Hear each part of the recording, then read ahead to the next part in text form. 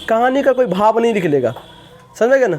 तो हम सिर्फ आप लोगों को कहानी की सारांश सुनाएंगे, शुरू से लेकर अंत तक सुनिएगा। तब तक पाठ का जो इंट्रोडक्शन होता है, कवि का इंट्रोडक्शन, पाठ का इंट्रोडक्शन वो करवा देते हैं। देखिए, नाखून क्यों बढ़ते हैं, ये ललित निबंध है। आपसे डायरेक्ट क्वेश्चन पूछा जाता है ऑब्जेक्टिव में कि नाखून क्यों बढ़ते हैं, ये क्या है। ऑप्शन में दिया रहेगा कहानी, भाषण, ललित निबंध, निबंध। इसमें से किस में टिक लगाना है, ललित निबंध में, बस समझ गया ना। उसके बाद तुमसे पूछेगा कि ये जो नाखून क्यों बढ़ते हैं, इसका लेखक कौन है, तो हजारी प्रसाद द्विवेदी। बीच में नहीं बोलना है, बहुत मारेंगे हम, मजाक करोगे तो बहुत मारेंगे। तो हम ज़्यादा काबिल हो गया तो इसका लेखक कौन है, हजारी प्रसाद द्विवेदी। हजारी प्रसाद द्विवेदी का जन्म कब हुआ था, तो 1907 ईस्वी में। देखो एक्चुअली दिनांक नहीं दिया गया है, हम भी खोजने का प्रयास किए लेकिन उचित डाटा हमको नहीं मिला, इसलिए हम यही डाल दिए, एनसीईआरटी में ही दिया गया। उसके बाद स्थान, देखो बहुत जगह जो है ना छपरा भी लिखा हुआ है, लेकिन एनसीईआरटी में भी छपरा लिखा हुआ है, लेकिन उस पर ध्यान नहीं देना है। आप लोगों को क्या करना है कि स्थान में बलिया उत्तर प्रदेश, इसका जन्म कहाँ हुआ था, किस स्थान पे हुआ था, तो बलिया उत्तर प्रदेश। क्या होगा रे, बलिया उत्तर प्रदेश। देखो ये जो बलिया है ये जिला का नाम है और उत्तर प्रदेश ये राज्य है। तुमसे क्वेश्चन पूछा जाएगा कि हजारी प्रसाद द्विवेदी का जन्म किस राज्य में हुआ था, तो उत्तर प्रदेश में। किस में टिक लगाना है, उत्तर प्रदेश में। या तुमसे पूछेगा कि हजारी प्रसाद द्विवेदी का जन्म कब हुआ था या कितने ईस्वी में हुआ था, तो 1907 ईस्वी में। कितने में, 1907 ईस्वी में। तुमसे पूछेगा कि हजारी प्रसाद द्विवेदी का जन्म उत्तर प्रदेश के किस जिला में हुआ था, तो बलिया जिला में। इतना क्लियर है। चलिए सुनिए, इनका जो निधन अर्थात मृत्यु जो हुआ था वो 1979 ईस्वी में हुआ था, दिल्ली में। कहाँ हुआ था, दिल्ली में। समझ में आ रहा ना, कहाँ हुआ था, दिल्ली में। समझ में गया।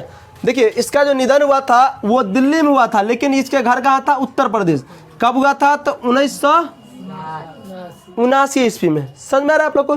ईस्वी छोड़ दिए हैं, लगा लीजिएगा। देखो इस पाठ से संबंधित बहुत से क्वेश्चन उल्टा पुल्टा आता है।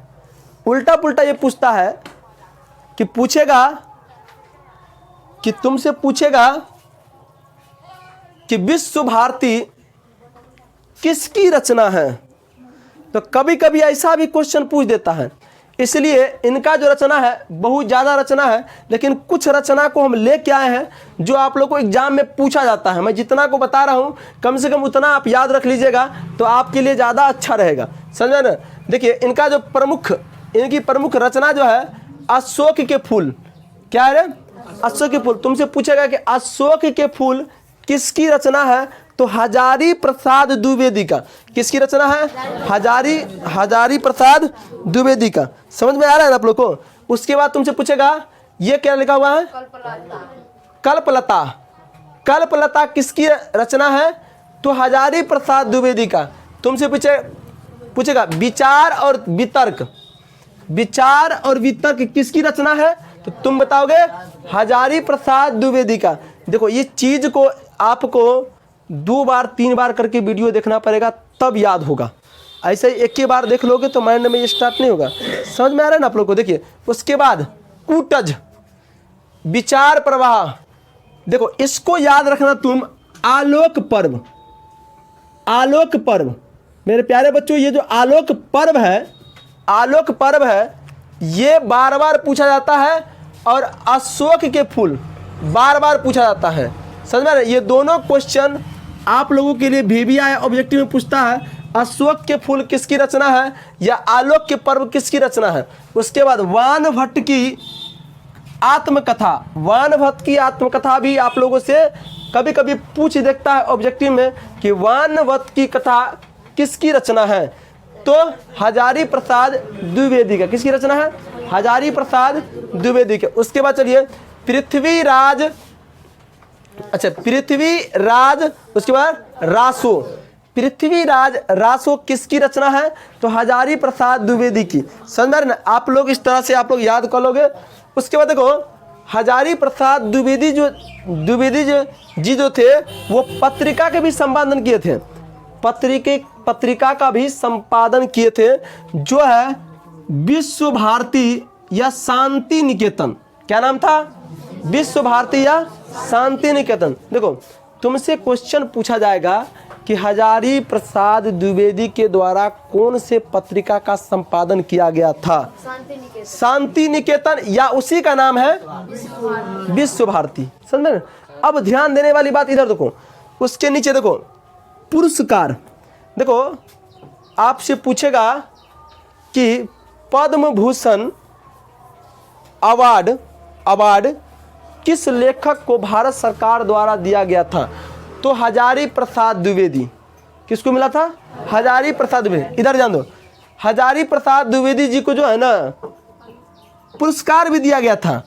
आलोक पर्व एक रचना था जिस रचना पर साहित्य अकादमी पुरस्कार मिला था। तुमसे पूछेगा कि हजारी प्रसाद द्विवेदी के किस रचना पर क्या लिखा हुआ है? साहित्य अकादमी पुरस्कार मिला था। तो कौन? आलोक पर्व। कौन अगर है? आलोक पर्व रचना है, हमने लिख दिया नीचे में रचना। समझ में आ रहा आप लोग को? तुमसे पूछेगा कि आलोक पर्व रचना किसका है? तो हजारी प्रसाद द्विवेदी का। या तुमसे पूछेगा कि आलोक पर्व पर साहित्य अकादमी पुरस्कार किस लेखक को मिला था? हजारी प्रसाद द्विवेदी का। समझ? उसके बाद देखो दूगो पुरस्कार मिला था। एक पुरस्कार तो इस पे मिला था, जैसे फिल्म चलता है ना, तो फिल्म में जिसका फिल्म हिट करता है तो आईफा अवार्ड देता है, पता नहीं कौन कौन अवार्ड देता है नहीं। तो उसी प्रकार से रचना जो करता है ना सरकार, उसको भी सम्मानित करते हैं। राशि कुछ नहीं होता है, कुछ पता नहीं जग की तरह देता है। उसके बाद देखो दूसरा पुरस्कार मिला था, भारत सरकार द्वारा पद्म भूषण का पुरस्कार दिया गया था। पद्म भूषण। तुमसे पूछेगा निम्नलिखित में किस लेखक को पद्म भूषण अवार्ड दिया गया था? हजारी प्रसाद द्विवेदी को। बराबर समझ में आ रहा है आप लोगों को? समझ में आ रहा है? उसके बाद तुमसे पूछेगा कि लखनऊ विश्वविद्यालय द्वारा हजारी प्रसाद द्विवेदी जी को कौन सी उपाधि दिया गया था? डिलीट क्या होता है? मालूम है? पढ़ाई का अंतिम चरण होता है, उसका कोई सर्टिफिकेट होता है डिलीट। जैसे हमको जानकारी है नहीं तो अन्यथा आप लोग भी खोज लीजिएगा, लेकिन इतना जान लो कि लखनऊ के विश्वविद्यालय द्वारा हजारी प्रसाद द्विवेदी जी को डिलीट की उपाधि दिया गया था। ये लेखक और पाठ का परिचय था, जो आप लोगों को यहीं से आप लोगों को पूरा ऑब्जेक्टिव पूछा जाएगा। पार्ट से 1-2 ऑब्जेक्टिव पूछा जाएगा अभी, जो हम आप लोगों को लिखवा देंगे इसमें, जो रिकॉर्ड होने के बाद आप लोग उतार लीजिएगा। अब हम लोग कहानी की ओर बढ़ते हैं। हमारे प्यारे बच्चों, दिल थाम के बैठोगे तभी जाके पूरे कहानी समझ में आएगा, और इस कहानी से आप लोगों को बहुत से क्वेश्चन एग्जाम में आता है। समझ में आप लोग को? चलिए कहानी का सारांश सुनाने का हम प्रयास कर रहे हैं आप लोगों के सामने। कि भी इसी युग के रहना चाहते हैं ना, तो हमें कल की चिंता है और ना तो मुझे आने वाली कल की चिंता है। प्रेजेंट जो होता है ना, वर्तमान में ही मस्त रहते हैं हम, और तुम लोग को भी ऐसा ही रहना चाहिए। देखो हम लोग जो है नाखून क्यों बढ़ते हैं पाठ पढ़ेंगे, और इसकी सारांश को हम लोग जानेंगे। पाठ का इंट्रोडक्शन, एक्चुअली पाठ में क्या क्या चीज़ लेखक परिचय हम लोग कर चुके हैं। आज हम लाइन बाय लाइन कहानी का मतलब समझेंगे सारांश के तौर पे। कितने देर पर? सारांश। मात्र आधा घंटा समय दीजिए आप लोग, जो आप लोग को हम समझाने का पूरा प्रयत्न करेंगे। सभी विद्यार्थियों से मेरा अनुरोध है, कान खोल के बैठिए, नींद नहीं आना चाहिए, ताकि आप अगर कहानी के सारांश को अगर समझ जाते हैं तो कहानी के जो बीच बीच में जो क्वेश्चन पूछा जाता है या उसके बीच बीच से क्वेश्चन बनता है, वो क्वेश्चन का आंसर आपको याद नहीं करना पड़े, आपको याद हो, मतलब कुछ हद तक मेहनत करोगे याद हो जाएगा। तो सभी विद्यार्थियों से मेरा अनुरोध है कि चुपचाप हमारे जो चीज़ बता रहे हैं उस चीज़ को सुनिए, समझिए। वीडियो जब रिकॉर्ड हो जाएगा, यूट्यूब पे चढ़ जाएगा, तो अगर आपको बहुत अच्छा अंक प्राप्त करना है तो ये मैथ का सॉल्यूशन थोड़े है जो तुम बना बना के याद करोगे। कहानी को सुनना पड़ता है। क्या करना पड़ता है? सुनना पड़ता है। जब तक नहीं सुनोगे तब तक तुमको नहीं आएगा। एक बार देख ला तन्नू, एक बार देख ला वीडियो चल रहा है कि नहीं चल रहा है। चले हैं, चलो इधर ध्यान दो। पानी की बोतल नहीं है रे? है? पानी खत्म है? हाय लाओ बोतल लाओ। सभी विद्यार्थी शांत से बैठिए, पूरे शांत वातावरण बना के रखिए। जितना हल्ला गुल्ला शांत कीजिएगा उतना अच्छा पढ़ा के देंगे हम।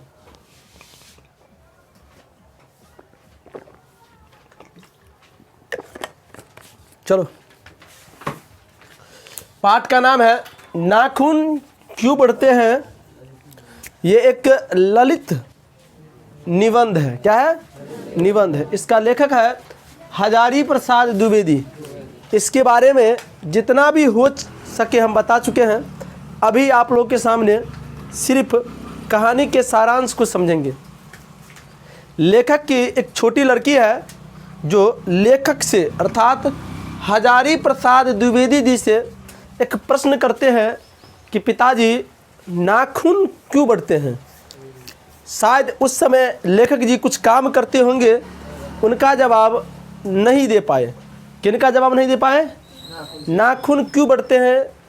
वो जो लड़की सवाल जवाब किया था उनका जवाब नहीं दे पाए। फिर लेखक को ये चीज़ बड़ा खटका कि प्रश्न तो जायज़ है कि नाखून क्यों बढ़ता है। हम सप्ताह में या 3 दिन बाद नाखून काटते हैं। प्रश्न तो जायज़ है, नाखून क्यों बढ़ता है। हम पर 3 दिन पर या सप्ताह में एक बार काट लेते हैं। अगर हम नाखून को नहीं काटते हैं तो माता पिता से डांट सुनना पड़ता है, नहीं या टीचर लोग से डांट सुनना पड़ता है कि अगर नाखून बढ़ा कर रखोगे। तो एक प्रश्न यहाँ से पूछा जाएगा आप लोगों को कि नाखून क्यों बढ़ता है। ये प्रश्न लेखक जी के सामने कहाँ से आया था। तो लेखक के जो छोटी बेटी था उसके द्वारा इस प्रश्न को लेखक के सामने किया गया था। देखो, इस छोटा सा प्रश्न नाखून क्यों बढ़ते हैं, इस प्रश्न का जवाब लेखक जी एक निबंध के माध्यम से देते हैं। किसके माध्यम से? निबंध के माध्यम से। वो एक लाइन का जवाब नहीं था कि मतलब पार्श्विक प्रवृत्ति था या पशुता का मतलब भाव था, ये अलग की बात है। लेकिन एक निबंध के माध्यम से उस कहानी का जवाब दिया, जो कहानी बहुत हिट हुआ, जिसके लिए आप लोग को 10th क्लास में पढ़ाया जाता है। तो कहानी को सुनने का प्रयास करते हैं।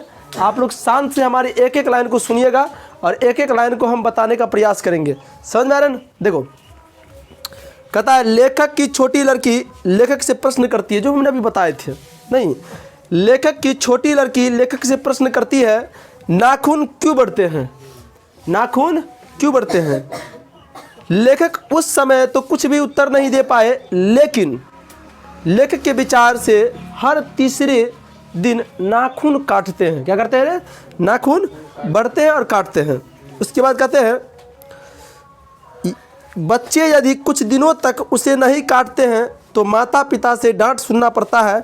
ठीक उसके विपरीत आज से लाखों वर्ष पहले माता पिता बच्चा जब नाखून काट लेता होगा इसके लिए डांट सुनना पड़ता है। देखो, लेखक कहते हैं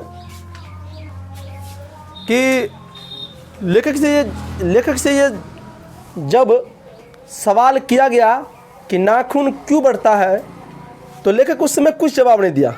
लेखक मौन हो गया और सोचा कि वास्तविक बात है ये कि हर सप्ताह में हम या 3 दिन पर नाखून काटते हैं। अगर नाखून नहीं काट पाते हैं तो मम्मी पापा के द्वारा कुछ दिया जाता है, मतलब पिटाई किया जाता है। टीचर भी कुछ देता है, पिटाई कर दिया जाता है। लेकिन लेखक एक और बात सोचता है कि बात तो सही है, नाखून अगर मान लीजिए हम काट देते हैं या नहीं काटते तो मतारी हमको मारता है, पिताजी मारते हैं, या कोई बड़ा जो कजन होगा वो मारता है। लेकिन आज से लाखों साल पहले, कब साल? लाखों साल पहले जब धरती पर मानव आए होंगे, आदि मानव नहीं, वो अगर नाखून काट लेता होगा तो शायद वो अगर मतलब नाखून काट लेता होगा तो शायद उसके पिताजी या माताजी नाखून काट लिया इसलिए मारता होगा।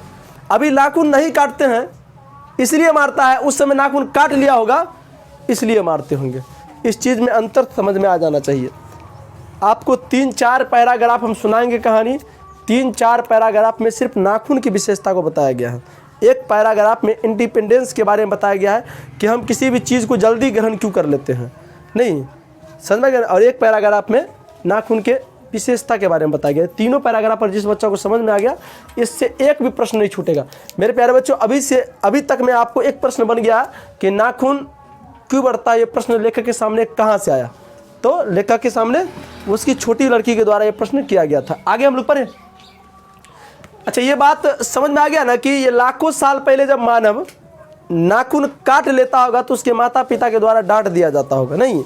अब नाखून का काम देखेंगे आखिर क्या बात। अच्छा, कोई चीज़ अगर करते हैं और गार्जियन डांटता है, अगर माता पिता डांटता है, इसका मतलब गलत काम किए हैं, नहीं। तो लाखों साल पहले नाखून काटता होगा तो गलत काम किया होगा, नाखून काट के नहीं, गलत काम किया होगा ना, इसीलिए नाखून काट ले मतलब डांटता होगा।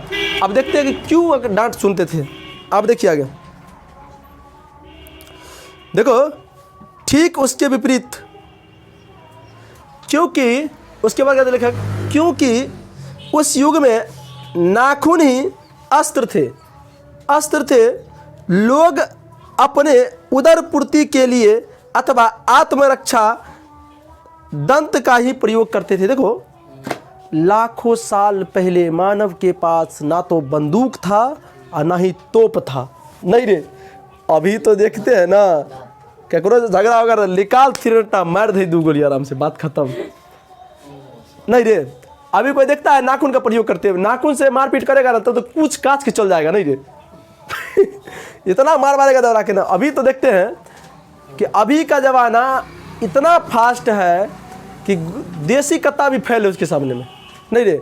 ऐसा हथियार आ गया है ना कि आंख हमारा खत्म पाकिस्तान, नहीं। देखो, सुनो कहानी तो सुनता ही रहोगे ना। एक बीच में एक टीचर के द्वारा बनाया कहानी को भी सुनना। जब यही कहानी बता रहे थे हमारे गुरुजी स्कूल में, तो एक गाना आया है, अखियों से गोली मारे, नहीं, हाँ गोविंदा का आंखें फिल्म का गाना है, नहीं। तो एक लड़का मतलब इस तरह गाना बहुत फेमस था कि आँखियों से गोली मारे, लड़कियाँ सब, नहीं। तो लड़का बोला कि सर लड़की जब आँखी से गोली मारबे करता है, हिंदुस्तान के पाकिस्तान के बॉर्डर पर बैठा दीजिए, भर दिन आँख मारते रहेगा, आँखियों से गोली चलते रहेगा आराम से, कहाँ इतना हम लोग मतलब व्यवस्था बात करेंगे, नहीं। देखो, जब मानव इस धरती पे आया था ना, तो ये धरती इतना विकासशील नहीं था, फ़ोन का ज़माना नहीं था, मोटरसाइकिल नहीं था। उस समय में आदि मानव कहता था कि हम ब्याह करेंगे तो मोटरसाइकिल लेंगे, ऐसा बात नहीं था। बारातियों ने जाता था, नहीं, गाय भैंस की तरह जीवन जीता था, जो जन्ने पकड़ा गया उन्हीं हो गया सुहागरात, इस तरह का बिहेव था। तो उस समय समझ रहे हो ना, उस समय नाखून का और दांत का प्रयोग किया जाता था आत्म सुरक्षा के लिए। किसके लिए? आत्म सुरक्षा के लिए। एक वर्ड है, यहाँ देखो, एक वर्ड का प्रयोग किया गया, इधर देखो, एक लड़का देखिए, अगर आप लोग अपने में अगर बदमाशी करोगे ना तो हम डिस्टर्ब होते हैं, और जब हम बाधित जब हो जाएंगे ना तो आपसे रिक्वेस्ट करके कहते हैं हाथ जोड़ के, बुआ बहुत मारेंगे हम। क्या करेंगे बुआ? बहुत मारेंगे। इसलिए सभी विद्यार्थियों से मात्र हम 30 से 35 मिनट मांगते हैं कि शांत वातावरण बैठा के क्लास में रहिए, एकदम कहानी को इंटरेस्ट से सुनिए, चीज़ों को समझो कि ताकि क्या होता है, नहीं तो हम वैसे मारेंगे जैसे बाराती सराती को मारता है, नहीं। देखो, एक वर्ड का प्रयोग किया है, अस्त्र। देखो इधर ध्यान दो, अस्त्र, और दूसरा होता है शस्त्र। जानते हैं ये दोनों क्या होता है? अस्त्र, शस्त्र। देखो, अस्त्र जो होता है ना, अस्त्र एक ऐसा हथियार होता है जो फेंक कर चलाया जाता है। क्या चीज़ है? फेंक कर। जैसे रामायण में अस्त्र का प्रयोग कहाँ ज़्यादा किया गया? जय भगवान, मार दिया रावण को ढोरी में घींच के, बस बात खत्म। ब्रह्मास्त्र, ब्रह्मास्त्र, अस्त्र समझते हो ना, ब्रह्मास्त्र इसी वर्ड से निकला है। एगो होता है अस्त्र। अस्त्र समझते हो क्या होता है? जो हाथ में पकड़ के चलाया जाता है, जैसे तलवार। क्या रे? तलवार, बंदूक, लाठी। वाह, समझ में आ रहा है? तो जब मानव इस धरती पे आए थे तो नाखून का प्रयोग करते थे। क्या चीज का?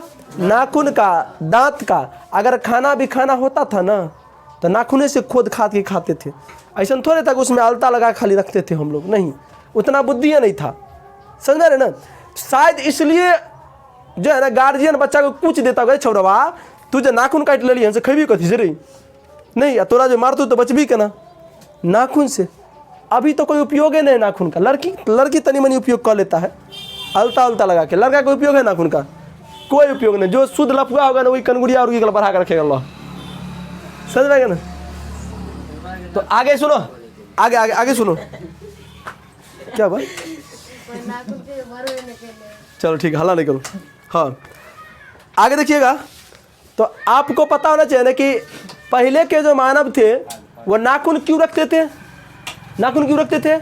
आप आत्म सुरक्षा के लिए। Very good. किसी के लिए? अगर तुमसे क्वेश्चन सुनो, अगर तुमसे ऑब्जेक्टिव ऐसा पूछ दिया जाए कि आज से लाखों करोड़ों साल पहले जब मानव इस धरती पर आए थे तो नाखून क्यों रखते थे? अपनी आत्म सुरक्षा के लिए। नहीं कोई मारेगा तो हम नाखूने से भंवर लेंगे नहीं। अभी वो महिला जो है ना ज़्यादातर अपना लेडीज जो है ना दांत नाखून का ज़्यादा उपयोग भंवर ले। तो उसको सुनो, ऐ लड़का, अभी भी महिला जो है ना उसी प्रवृत्ति से बिलोंग करता है। नाखून देखो महिला आर के एगो दूगो अजीब हालत है। 3 गो लक्षण जो कॉमन रहता है। नहीं जीतेगा तो पहले गाड़ी पारेगा, पहला निशानी। नहीं कोई महिला अगर नहीं जीतेगा तो पहले क्या करेगा? गाली पारेगा। दूसरा नंबर बात, ओहो से ज़्यादा अगर नहीं जीतेगा तो नाखून का प्रयोग करेगा, तकर बाद घप से बर्दाश्त काट लेगा। चलो आगे देखो, हल्ला नहीं करेगा। सुनो आगे देखो। काल चक्र से मानव शरीर में स्थित अस्त्रों की जगह पर हथियार, डंडे और हड्डियों के हथियार बनाए। दधीची मुनि की हड्डी से बने वज्र नामक हथियार देव राजा इंद्र के पास था, जो सबसे मजबूत और ऐतिहासिक था। देखो लेखक कहते हैं काल चक्र का मतलब होता है समय को बढ़ना। क्या होता है? देखो ना, जैसे 2000 का स्पीड देखो और 2023 है ना, 23 का देखो। हम लोग देखें कि इसमें इतना परिवर्तन हो गया है ना जो कहने लायक नहीं है, इतना परिवर्तन। तो काल चक्र का मतलब होता है कि परिवर्तन इतना हो गया है, समझोगे ना। तो लोगों में जब मानव आए थे धरती पर तो जैसे जैसे परिवर्तन होते गया, अपना जो है ना आत्म सुरक्षा करने का तरीका बदलते गया। क्या हो गया? बदलते गया। जब लौह से दांत काटना से अगर हार जाता था तो तब लगाया कि नहीं अब डंडा बनाना है। क्या चीज़ का? डंडा। देखो सबसे पहले जो है ना लौह के बाद कोई अगर हथियार बना तो हड्डी से। क्या चीज़ से? हड्डी से, समझ में ना। और एक क्वेश्चन पूछा जाता है, देव कौन इंद्र है रे? देवराज कौन है रे? देखो देवराज इंद्र, देवराज इंद्र के पास एक हथियार था। क्या था रे? हथियार। जो हथियार का नाम था वज्र। क्या नाम था? वज्र। ऑब्जेक्टिव में पूछा जाता है, वज्र था। क्या था? वज्र। ये जो वज्र है ये हथियार का नाम है नहीं। और ये किसकी हड्डी से बना हुआ था? दधीची की हड्डी से बना हुआ था। क्या चीज से? ऋषि मुनि थे रे। हाँ मुनि, वही ना, वही दधीची की। अच्छा ये मुनि है ना, है मुनि की हड्डी से बना था। ऑब्जेक्टिव में पूछेगा बता देगा। मुन्नी लिख देंगे मुन्नी भाई चलेगा। दधीची नाम का एक ऋषि मुनि था जिसके हड्डी से एक देव राजा, जो राजा थे इंद्र, वो वज्र नामक हथियार रखते थे। जो दधीची मुनि था उसके हड्डी से बनाया गया था और बहुत ही मजबूत था। क्या था रे? मजबूत था। समझ में गया ना। अब देखो ये क्वेश्चन पूछा जाता है कि देव इंद्र या देव इंद्र के पास एक हथियार था, जिस हथियार का नाम क्या था? तो पहला क्वेश्चन देना है वज्र। तुमसे पूछेगा देवराज या देवराजा के पास जो वज्र नामक हथियार था वो किसकी हड्डी से बना हुआ था? मार दोगे ऑप्शन। चलिए आगे बढ़ते हैं। उसके बाद हड्डी जब अब हड्डी भी कमजोर पड़ने लगा ना, तब डंडा का प्रयोग किया गया। क्या? लकड़ी का डंडा, पत्थर का, नोकीला पत्थर का अपने, ये सब आत्म सुरक्षा के लिए ही प्रयोग में लाए जाते थे। समझ में आ रहा है ना। ये सब क्या होता है, जैसे जैसे समय बीतता गया वैसे वैसे परिवर्तन होता गया। देखो ना, अगर आप परिवर्तन की बात करोगे तो पहले मोबाइल नहीं था, अपना यहाँ नहीं था। अब तुम लोग का जन्म हुआ है तो मोबाइल होने के बाद हुआ है, नहीं। हम लोग देखे हुए हैं, तनी मनी याद है हम लोग को, तब से याद है जब तार वाला फ़ोन, टेलीफोन होता है ना, टेलीफोन, वो वाला फ़ोन से देखे हुए हैं। नहीं, उससे पहले खत चलता था। क्या चलता था? खत। खत नहीं मेरा दिल है, ये वाला गाना। अब देखो खत वाला गाना बंद हो गया। नहीं अब मतलब भुकुर भुकुर लाइट मारता है, पहुंच जाता है। अब पहले खत के ज़माना था, यह खतरनाक गाना लिखता था खत पर। तो क्या होता था कि पहले खत का ज़माना था, खतें लिख के सब कुछ हो जाता था। एगो दूगो स्टेपनी रखता था पढ़ने के लिए, क्योंकि लड़का लड़की जो था कि सो तो वही तो चलते ही काम। तो क्या होगा मालूम है, खत से मोबाइल आया, टेलीफोन से मोबाइल आया। अब क्या हुआ, अभी 4G मोबाइल है, 4G के बाद 5G। अब तो हम स्पष्ट देख लेते हैं कि हमारे कन्या क्या कर रहा है, हम प्रदेश में हैं। इतना डेवलप है, भगवान करते हैं, भगवान इतना करवा दे कम से कम कन्या मोबाइल में से निकल हो जाए। ऐसा तो मस्त मजा आएगा, नहीं रे। हम यहाँ मोबाइल में घुसेंगे और वहाँ निकल जाएंगे ससुराल में, नहीं रे। बहुत मज़ा आता है था। भगवान ने करे ऐसा दिन आ जाए तो सब पता लगा कोई मोबाइल फंस गया है। जब मोबाइल में कोई फंस जाएगा तो जब कंप्यूटर वाला के ले जाना पड़ेगा, इसमें घुसा के बाहर निकालिए। नहीं समझ गया। चलिए आगे बढ़ते हैं हम लोग। मानव और आगे बढ़ा तथा लोहे के अस्त्र शस्त्र का प्रयोग करने लगा। लोहे का हथियार देवता, दानव, यक्ष, गंधर्व आदि किसी के पास नहीं थे। देवताओं ने मानव से सहायता प्राप्त कर दानव को हराया, यक्ष को, गंधर्व को हराया। इस प्रकार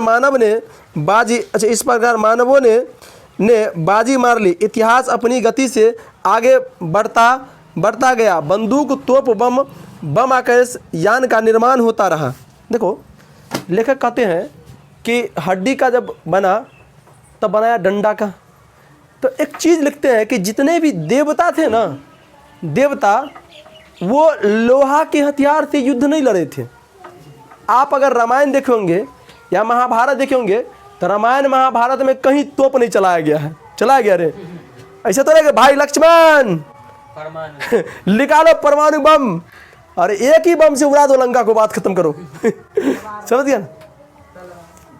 देखो वहां पर मानव की सहायता लिया गया। किससे? मानव। अगर बानर सेना अगर नहीं रहता ना राम भगवान के पास तो लंका पर चढ़ाई नहीं कर पाता, क्योंकि भगवान हनुमान जो थे वो बानर थे। वही ना अपने अंदर में मतलब पेट्रोल के हुमच के डलवाए होते, आज जहीं उड़ते फिरते। नहीं दूसरे को सीट था, दोनों भाइये बैठा, अब पुच्छी पकड़ के सब उड़ के गया था। समझ, 7 समुंदर पार पुल बनाया था, नहीं रे। तो देवता लोग जो थे मानव से सहायता लेकर जो है ना बनाए थे। देखो आप लोग जो कहते हैं ना तलवार वलवार दिखाया गया है, वो तो फिल्म में दिखाया गया है। वास्तविक बात है कि राम रावण की जो लड़ाई हुआ था वो तीर धनुष से हुआ था। क्या चीज़ से? तीर धनुष से। और तीर धनुष जो था अति नहीं होता है, हम लोग खरी की जो बनाते हैं वो भी बहुत होता, बहुत खतरनाक होता, उसी से बना के लड़ रहा था। आगे बढ़ते हैं हम लोग। रियल भले रहा है। अब इसके बाद रियल में हुआ नहीं हुआ इसके पर मंथन नहीं करते हैं, सीधा बात। अब इसके हुआ था कि नहीं होता इसकी सुनो। भगवान राम की लड़ाई देखो, भगवान राम एक इंसान थे और धरती पर कुछ अच्छा कर्म करके गए, इसीलिए उनका गुणगान किया गया। क्योंकि भगवान राम के पिता राजा थे, राजा दशरथ, उनके पिता अज थे, समझे ना। अब जो भी हो समझे ना। तो इसलिए आप लोग कहते हैं कि उस पर मंथन नहीं कर। कहानी पर इधर देखो, आगे देखो। उसके बाद कहता है इतिहास। देखो कह रहा है इतिहास और आगे बढ़ा। जब हड्डी से उत्पन्न हुआ तो लोहा का हथियार बना। अब लोहा से भी मन नहीं भरा मानव को लोहा से भी मन नहीं भरा तो अब बनाया बंदूक। कभी बनाया रे बंदूक AK-56 का रे AK-47 नहीं, तोप बनाया, राफेल बनाया, विक्रांत बनाया, नहीं रे, शॉट गन, ये सब बना के नहीं ना। तो जब सुनो, जब हथियार ज़्यादा बनने लगा ना लड़का, जब हथियार ज़्यादा बनने लगा तो ये बेचारा लौह की क्या ज़रूरी है बताइए। कोई उधर से बंदूक चला रहे, हम जाएंगे लोहा से भंवरने के लिए? नहीं दे, तब तक कूच कांच के बराबर कर देगा है।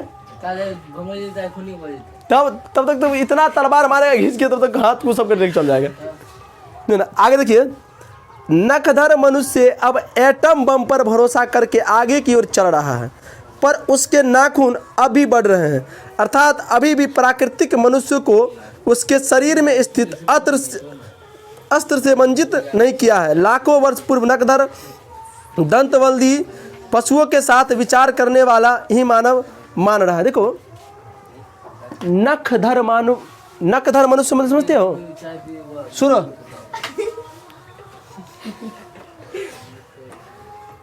सर जी कोई नींद आवे है सर जी, देखो ये सब सही कोई से नींद आवे की गई बस सही कही से वो बंद कर रहा, क्लास में चल रहा है, शर्म नाम की चीज़ें हैं आपके अंदर में। चलिए, कभी विद्यार्थी को भी लगना जरूरी है। देखो, नखधर मनुष्य का मतलब जो नाखून को रखता है।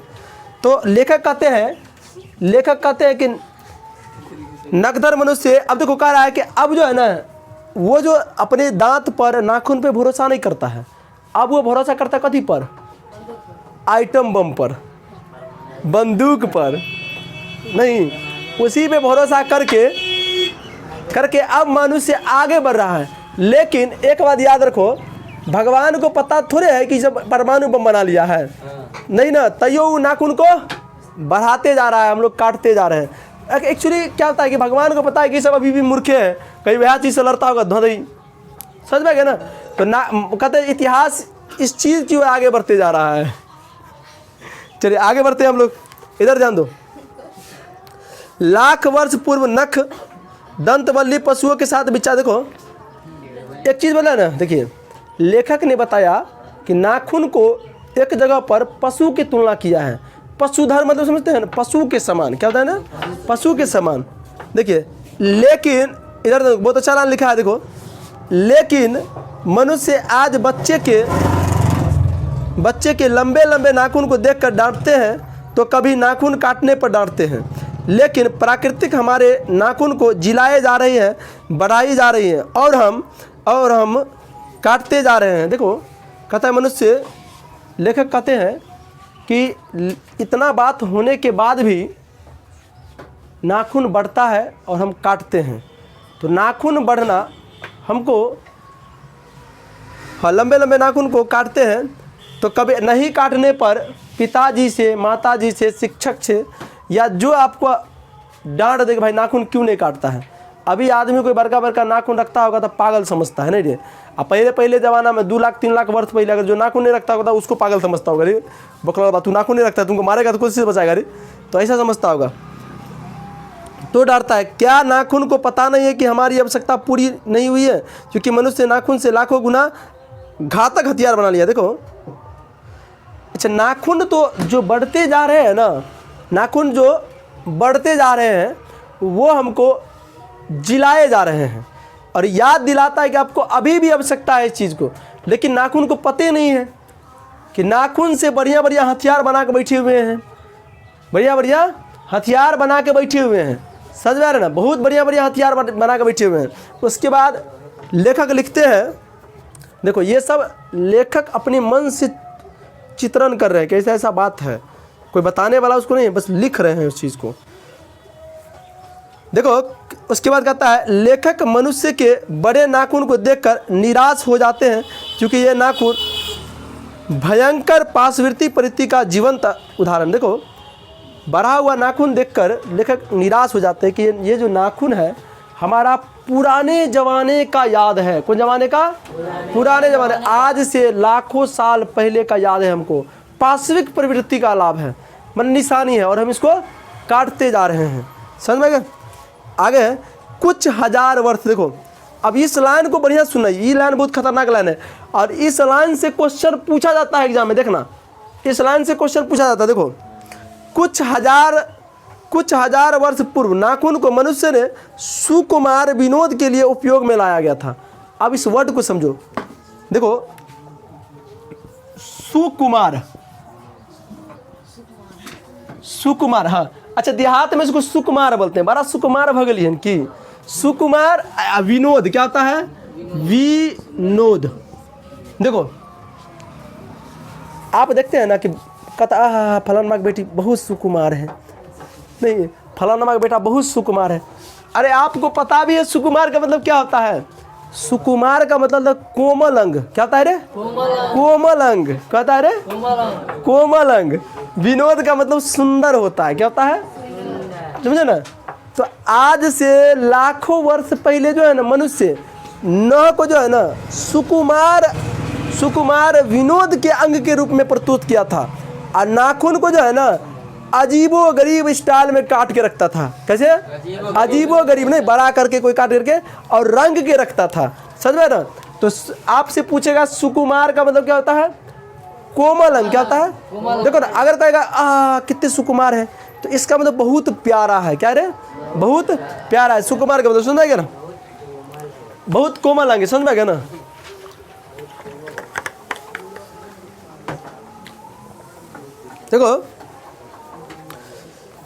देखो वात्स्ययान सूत्र से पता चला। देखो एक वात्स्ययान ग्रंथ है, उसी ग्रंथ से इस लाइन को लिया गया था।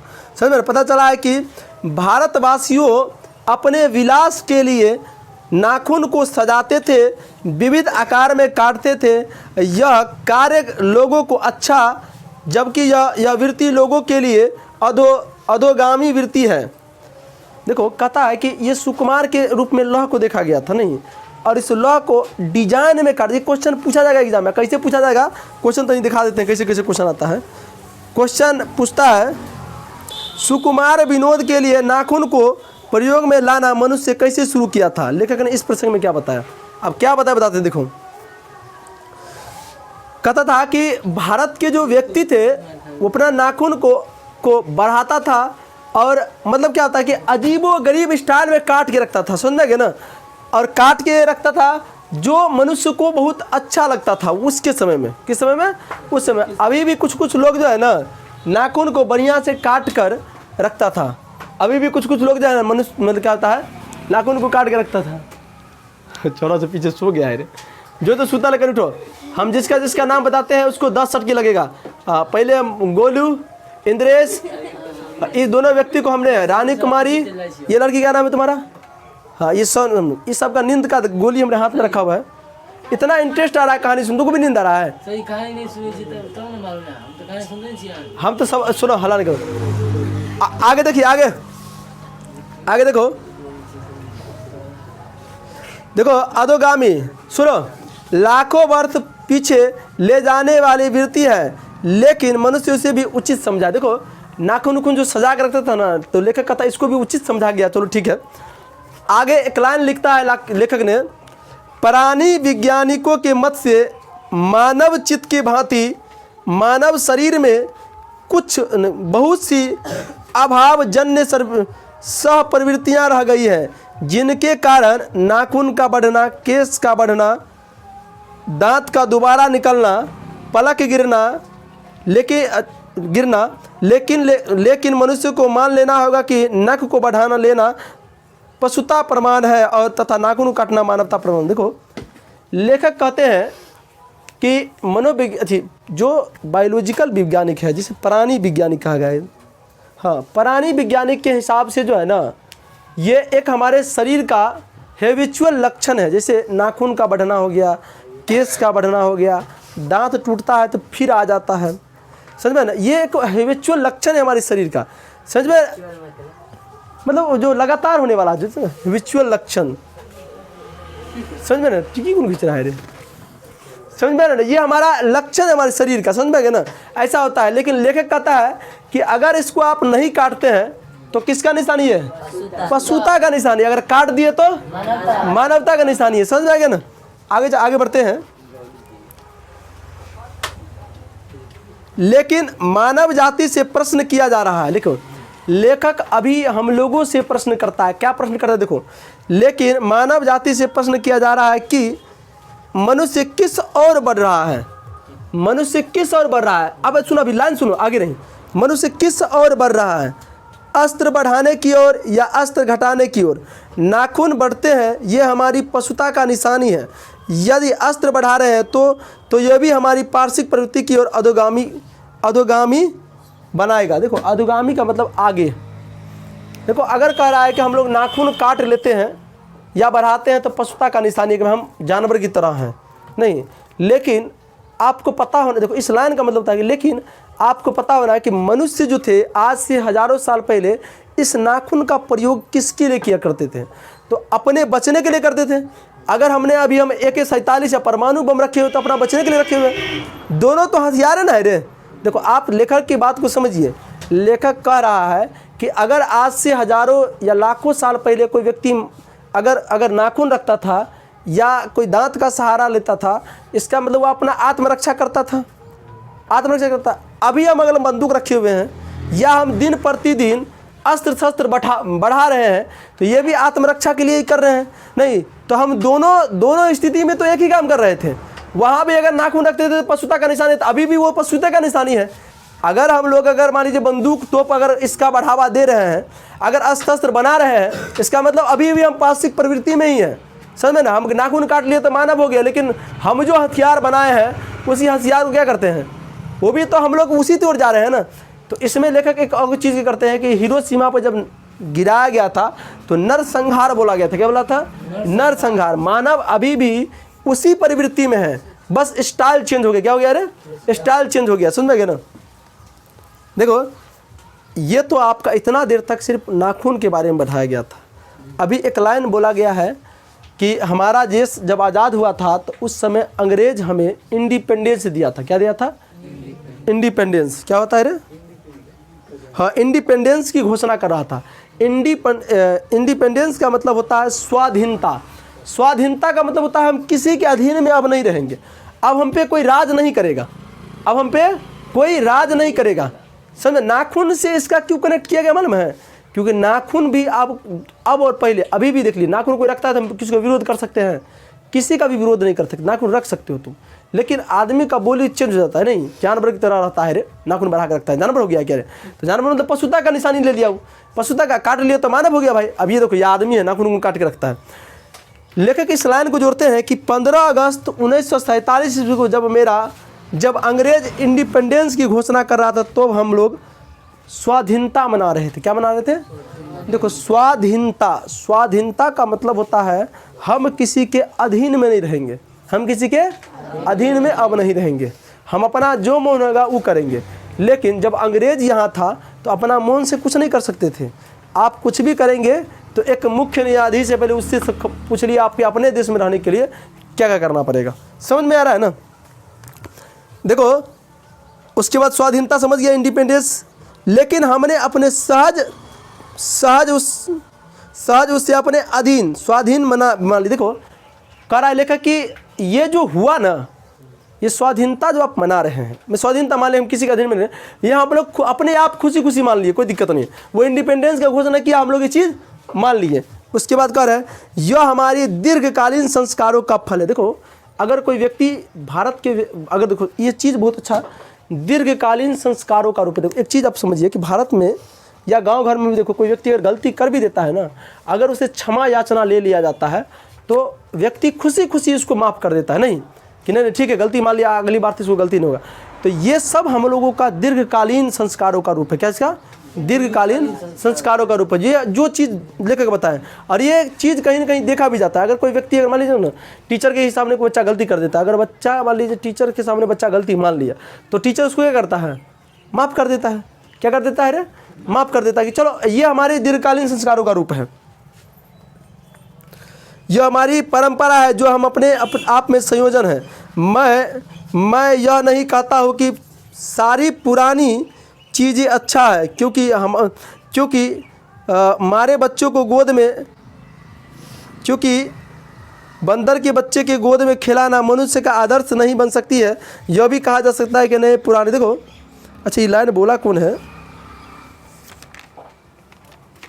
देखो एक्चुअली भगवान बुद्ध है या कालिदास, ये दोनों में से कोई एक बहुत बड़ा विचारक थे।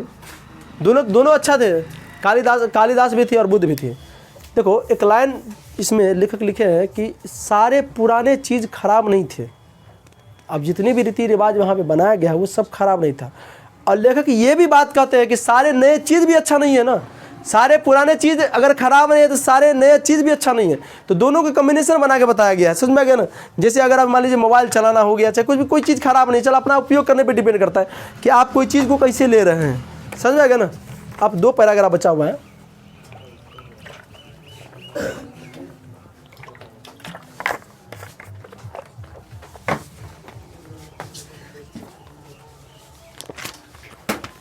देखो ये चीज़ अभी जो पैराग्राफ पढ़ाते हैं, इस पैराग्राफ से ऑब्जेक्टिव ज़्यादा पूछा जाता है। देखो लेखक वास्तव में मनुष्य किसे कहा है और मतलब जानवर और मनुष्य में कैसे अंतर बताया है। सुनो इस बात को, देखो कह रहा है मनुष्य में पशु की तरह की आहार निंद्रा है, आहार निंद्रा है, इसके बिना भी मनुष्य पशु से भिन्न है। क्योंकि मनुष्य में, देखो क्योंकि मनुष्य में संयम, संवेदना, श्रद्धा, तप, त्याग जैसे गुण हैं जिसे मानव धर्म कहते हैं। क्वेश्चन पूछा जाता है कि मानव धर्म क्या है, मानव धर्म क्या है रे। देखो मानव धर्म, देखो पशु और मनुष्य वो भी खाना खाता है और हम लोग भी खाना खाते हैं, दोनों आदमी खाना खाते हैं। तो दोनों आदमी में पशु और मनुष्य में अंतर है। मनुष्य मानव धर्म या मनुष्य उसे कहा गया है जिसमें तप हो, क्या हो, श्रद्धा हो, क्या रे, संवेदना हो, संयम हो, श्रद्धा हो, त्याग हो। ये सब गुण अगर किसी व्यक्ति में है तो क्या हो जाएगा, वो मानव धर्म है, वो मानव है। और ये गुण जिस व्यक्ति में नहीं है वो व्यक्ति क्या होता है, मानव नहीं जानवर हो जाता है। क्या हो जाता है, जानवर। लेखक ये कहता है जिसे मानव धर्म कहते हैं, जो किसी जाति धर्म नहीं, मानव मात्र धर्म है। महाभारत में भी श्री कृष्ण ने अर्जुन को निर्वैर भाग, सत्य और आक्रोश को भी वर्णों के लिए सामान्य धर्म बताते हुए कहा है। देखो भगवान लेखक बताते हैं कि मानव धर्म एक अलग धर्म है, जिस धर्म से न जाति न धर्म, समझ में, न किसी से मतलब नहीं है। अगर कोई व्यक्ति दूसरा भी धर्म के है तो उसमें भी संयम होता है, क्या होता है रे, उसमें भी त्याग होता है, त्याग समझते हो ना, उसमें भी श्रद्धा होता है। तो लेखक ने एक अलग 5-6 चीज़ को मिलाकर एक अलग धर्म बनाया, मानव धर्म। नहीं कहता किसी व्यक्ति को मारते तुम लोग मानवता खत्म हो गया था, कह रहे। तो जात पात और धर्म से भी ऊपर है क्या, मानव धर्म। क्या रे, मानव धर्म, जहाँ पे जात पात कुछ नहीं काम करेगा, धर्म काम करेगा। अंतिम पैराग्राफ है, अब देखिए अंतिम पैराग्राफ में लेखक क्या कहते हैं।